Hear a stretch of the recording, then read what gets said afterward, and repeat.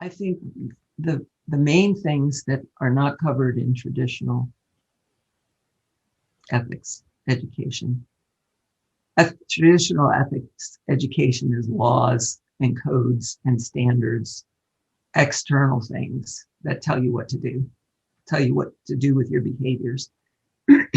And inner ethics is about looking within ourselves and doing self-reflection and discovering what our motivations are. And we do that in two ways. We do it with self-reflection, really paying attention to what's going on with us and how that might be in conflict with the client's best interests. And the other way we do it is supervision or peer supervision. And I teach peer supervision in inner ethics because I think it's really important. It's a way that professionals can get together and they pay with their time and they do reciprocal roles of facilitating and being a consultant and so forth with each other, because there are things that we know about ourselves and there's things that other people know about us that we don't know. And there are things that we don't know and they don't know. And so the other thing that we have to do is our own deep work. So those things can emerge and we can work with them and make choices based on self-awareness rather than just impulsively acting, because motivations create actions. And if we don't know our motivations, we are acting without choice. I think what we need, and that's why I'm doing what I'm doing, is an ethos of self-reflection and self-knowledge for people that are doing this work. And if we can get that in place, I think all will be well. It's not that we won't make mistakes. You know, I wrote my book on all the mistakes that I thought about making myself or did make or saw other people making. But the question is, can we learn from that? Can we become aware? And can we prevent mistakes by knowing the mistakes that other people made, reading the book or asking ourselves the questions that are in the book about our motivations?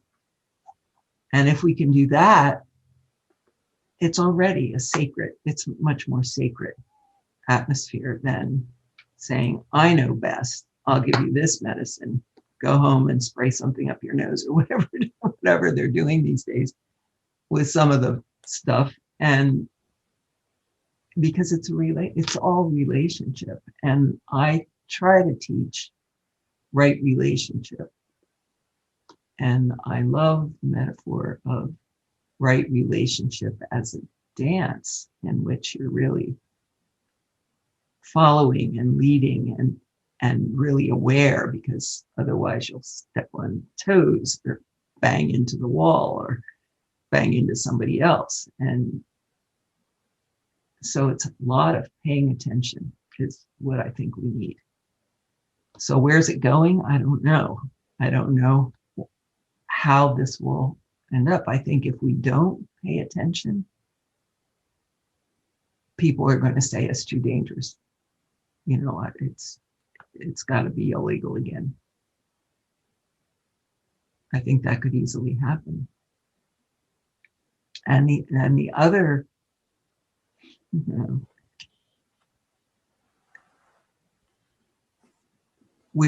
it makes us more conscious, and we're conscious spiritually as well.